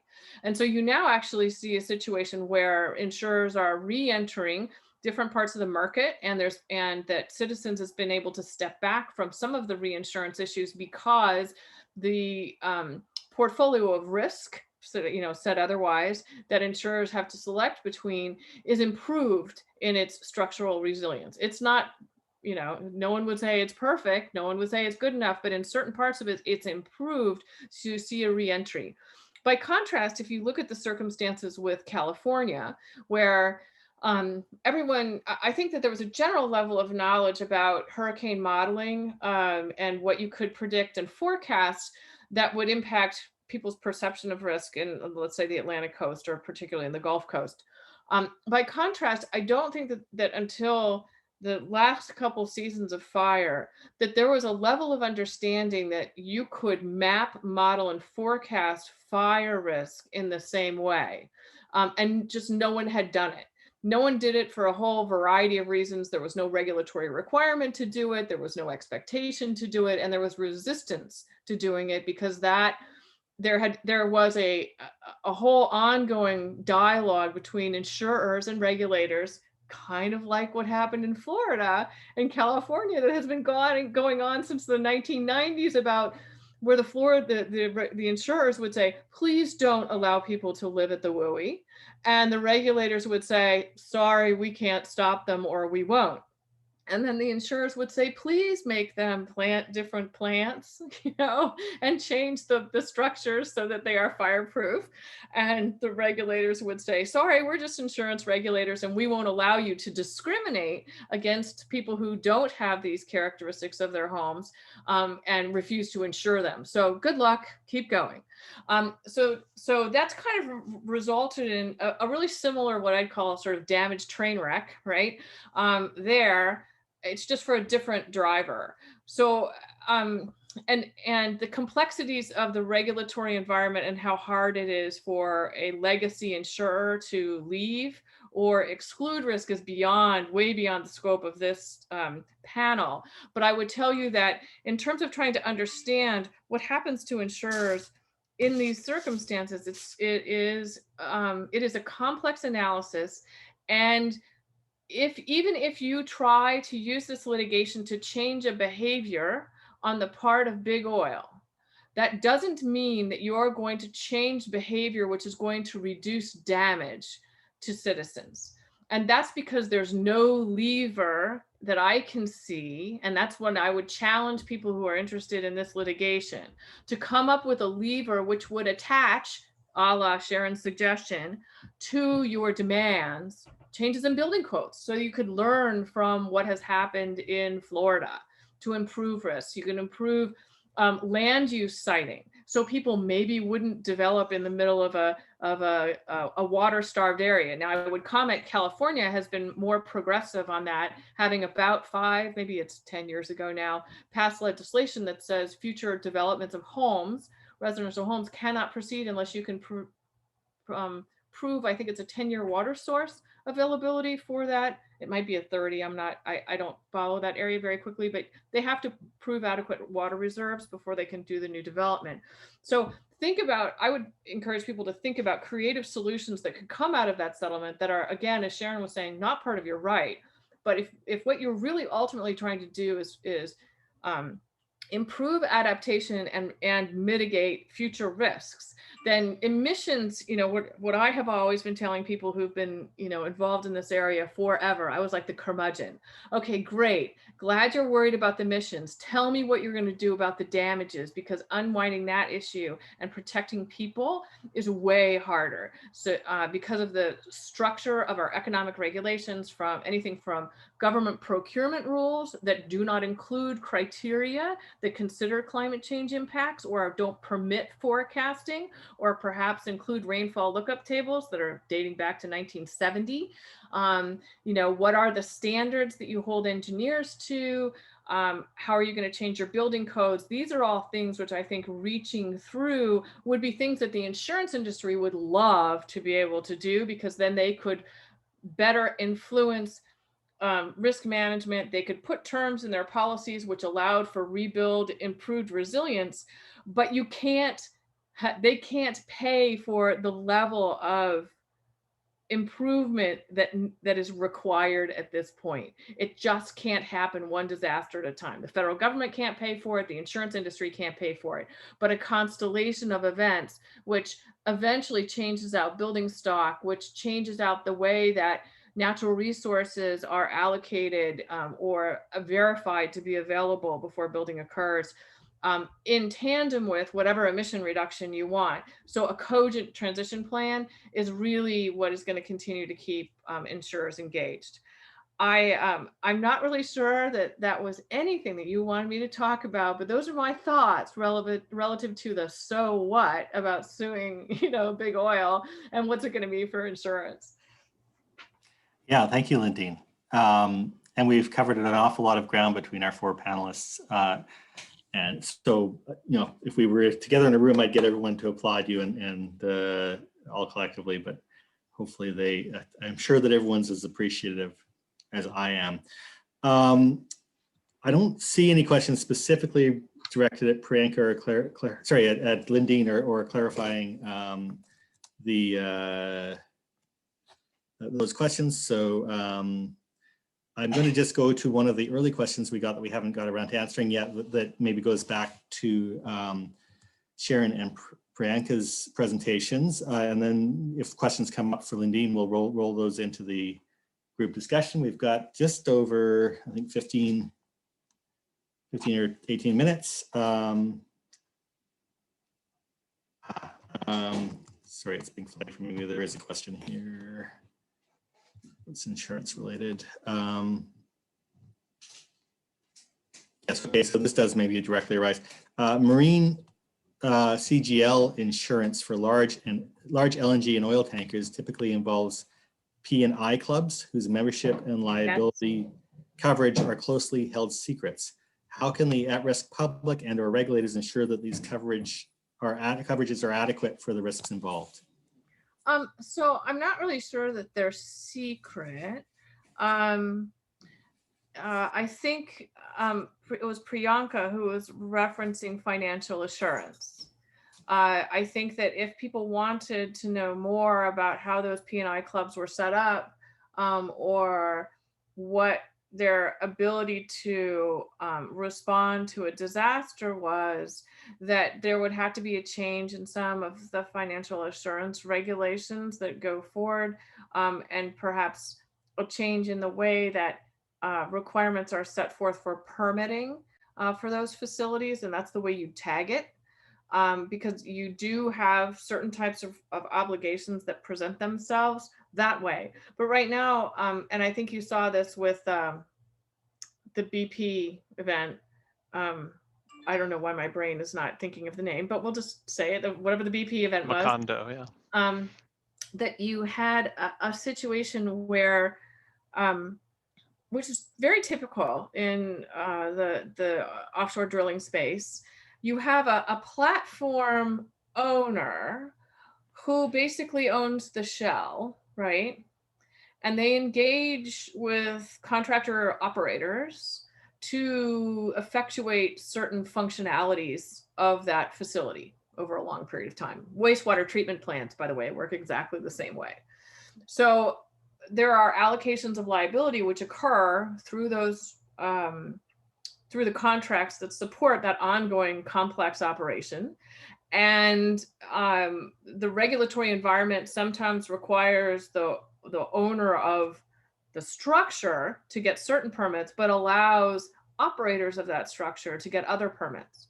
And so that dynamic changes who pays in some of these circumstances. It doesn't mean that a large entity couldn't get sued for it. It just makes it more complicated in terms of how you do your financial liability allocations between parties as they move forward. So I can't say you're not going to, unless you're in the industry and have been in it a long time, you wouldn't know where to look, but there are identifiable entities related to each one of the carbon majors that participate in various financial assurance structures, including, you know, P&I clubs and the like. Okay, now I'm going to just open this up to the group in terms of responses. One of the earliest questions we got, which we haven't got to yet, is in terms of the example of tobacco. Tobacco is now larger by far globally than ever. How do we avoid this with climate litigation? Well, the thing about it being bigger than it was before is there are new products that have been allowed to come in. So I see that as being perhaps different from what we're looking at with the oil and gas industry. We sort of know what the products are and are looking for alternatives to them. The alternatives that the tobacco industry looked for expanded their base because they're still using an addictive product to keep people purchasing their stuff. Great. That is the irony of it, isn't it? Yeah, I mean, I think there's probably also other industries. I mean, asbestos is an obvious one where the litigation ultimately has resulted in not quite a full one, but severe reductions of the industry, although similar patterns of selling internationally for quite a long time. Is there any indication of how much influence this type of climate litigation, either underway or the threat of, has had on the willingness of people to serve on boards of directors of oil and gas companies in Canada? Or just generally it would be? I can, I'm not sure. I don't think actually it is the case. I mean, I think Lindeen can probably talk to the insurance aspect, but I think that for some, you know, I'm sort of in maybe a bubble here, but outside of it, I think it's still something that people are interested in doing, especially when your motivation is just payouts for shareholders. Also, when you're probably onboarded, you can also tell yourself that they're making a transition and you can be part of that.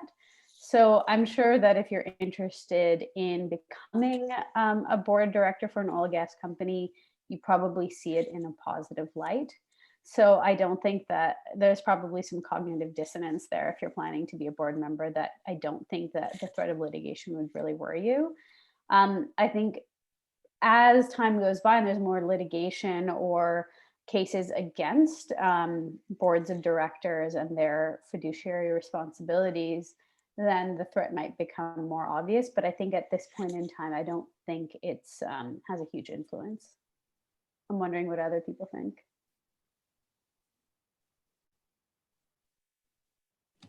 Anyone else want to take that? I think you nailed it, Priyanka. D&O, the existence of directors and officers insurance, you know, typically for large boards exists and provides them with financial protection as well. So, and Lindeen, you'd mentioned, I think at one point in our earlier discussions, that concerns of sort of D&O liability might be relative to climate might be overblown. Maybe that. Yeah, I mean, so Martin Act is the most aggressive, you know, statutory structure in the U.S. that a DRO can be pursued under, right? Because it's strict liability, there's defined obligations, and it modifies the business judgment rule in some cases, but all you're left with in almost all the other jurisdictions is business judgment rule. So I think the question is going to be, when's the evidence high enough? So someone would argue, given the disparate duties of that director and the parties to whom they are held accountable, right? when's that going to rise to the level of clearly saying, even to the point of maintaining some substantial litigation, that those directors should be held liable or should be accounted for in terms of defending their actions, right? And so that answer, I think, will depend on the kind of company, what their business is, how sophisticated they are. But I think that the loss of that case in New York is a big deal, and someone is going to need to rethink how they want to pursue that, and if that's what their goal is. And I think the defense costs, I mean, just so you know, too, in general, most of the policies are written with the perspective of the defense cost being the core big payment. I mean, they will have other payments occasionally, but the whole purpose of the underwriting is to not take on accounts that would have big payments because they have big risks. So when they look at that, I think they have to evaluate in that underwriting process what the risk is and whether they're going to keep or exclude climate change risk. For a while there, US markets were excluding climate change risk, but the European markets were continuing to offer it. And so when a company in the US couldn't get it here, they just go to Europe and buy their insurance there. So it's through some complicated means, but that's sort of what would happen.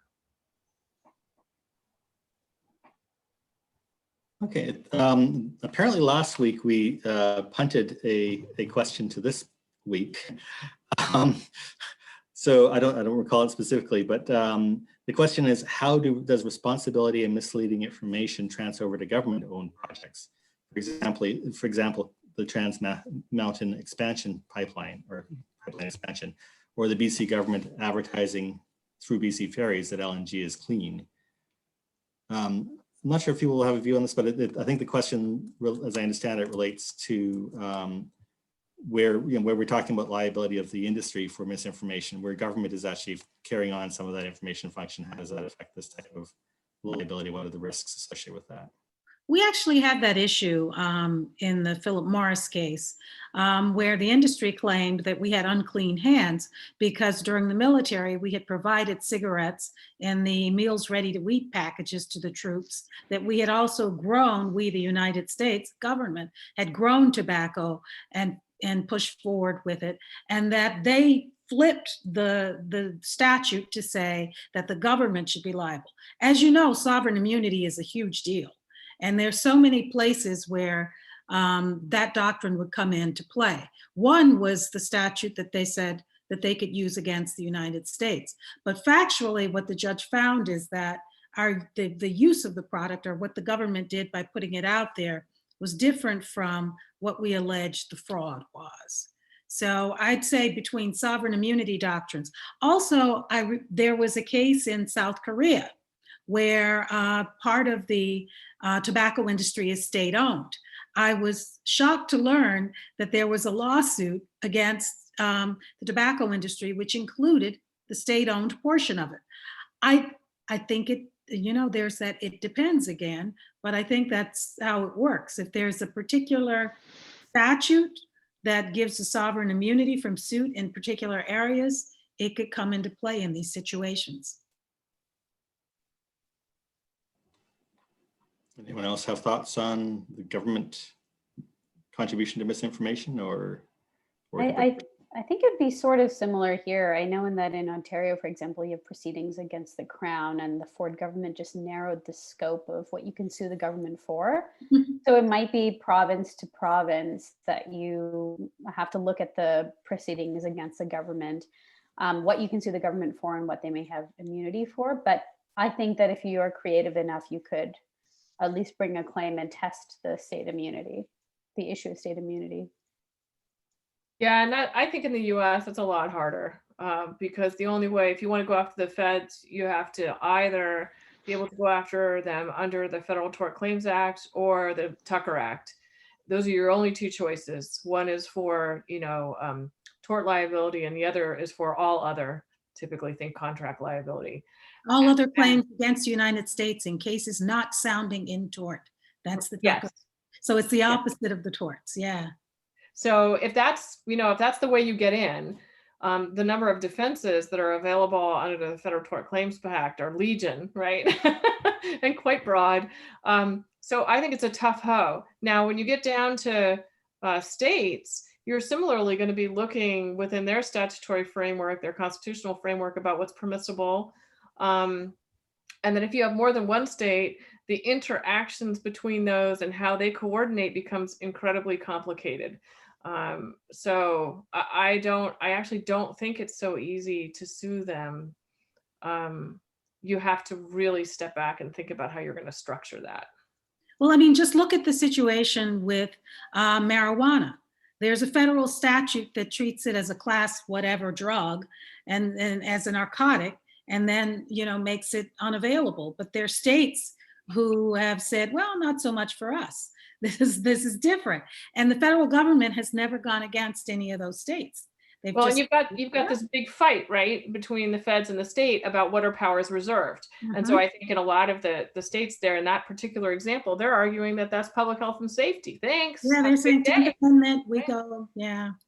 Yeah. I mean, I think the analysis, of course, is going to be different in Canada than in the US, but I really appreciate the sort of, I mean, it depends is clearly the answer. I think you can sue crown corporations, and if it's being held as a crown corporation, then you could, but I'm not even clear how it's being held at the moment by the government. TMX? Yeah. Yeah, it's a crown corporation. So you can sue a crown corporation, but again, I think, it depends on how you bring your cause of action. Okay, we've got just a few more minutes. Maybe we can sneak one last question in. There was a shout out to Priyanka from Yasmin asking, I think, for more detail on the Chevron, the Ecuadorian litigation. See whether I can summarize this. Do you think that in cases like the Chevron case, that payment or enforcement of judgments to remediate or detoxify ancestral lands of indigenous or waters of an indigenous people should be held to a higher standard as a reason to force the payment of the amount that the court ordered? That type of remediation is routine and happens without a fight in rich Western countries in the global North. Why can't we stop Chevron executives from being corporate fugitives by withdrawing their assets from Ecuador, flying back and entering the US without being retained, nor fined or failing to abide by a court order, thereby challenging the rule of law? I'm paraphrasing a bit. I guess they just did what they wanted. If you don't, I mean, not if I were them, but of course their first thing is if they get a judgment in North America, they'll probably see how much they can resist it and see how much they can get away with. And they got away with a lot in that case. So yeah, and they actually originally promised to abide by the jurisdiction of the Ecuadorian courts, and then subsequently raised this allegation of fraud. So it was very interesting in terms of international law. Yeah, I mean, they should be, but they didn't. I'm curious to hear from, Sharon and Lindeen of in the US, if there was a judgment, would you, in the tobacco cases, were there any indication that if there was a judgment, they would resist it, and how they do it, and what you think would happen in a fossil fuel case? No, that wasn't a real issue that they, if there was a judgment that they wouldn't pay it. It's just if there's a judgment, they would take it on forever, which I think the case only ended like last year or earlier this year. But they never said, if a judgment is entered, we're lawless. We're gonna go rogue and not pay it. Yeah, and I think the Chevron case is a different animal because of the statutes that apply that allow the minimum contacts and what the Chevron rule is. It's just, I think you should look at those cases very carefully before you could ever think that you would translate risks or structure there. It's just not the same thing, because the event that was the subject matter of the dispute involving Chevron didn't occur on US soil. And so the issue was what was the way to gain jurisdiction over Chevron. And that was really their dispute. Their dispute was, this is the wrong venue. You have no authority over us. That was their position taking, if I recall. I haven't looked at it in a long time. I had to look They at it. originally, they accepted the court's jurisdiction, but they subsequently felt it was argued it was obtained through fraud. The actual judgment is obtained through fraud. All right, I'm going to wrap us up because we're basically at 2 o'clock, and we've gone through most of the questions. So thank you again to a wonderful panel. You've appreciated all of your thoughts and your time. I'd like to also thank again UBC Law, UVic Law, the Thompson Rivers University for co-hosting these webinars. And I think we've had a great series of webinars that have really shown that there's a serious legal discussion in Canada about whether and how these cases can be brought, that there is more research and education and work to be done on those, but nonetheless that there are credible reasons for moving forward with that research and that work. Thank you all to all of our participants for this and the previous webinars, everyone who's attended one or more of them. And thank you to our panelists, and we'll see where this discussion goes next. Thanks, Andrew. Bye-bye. Thank you so much.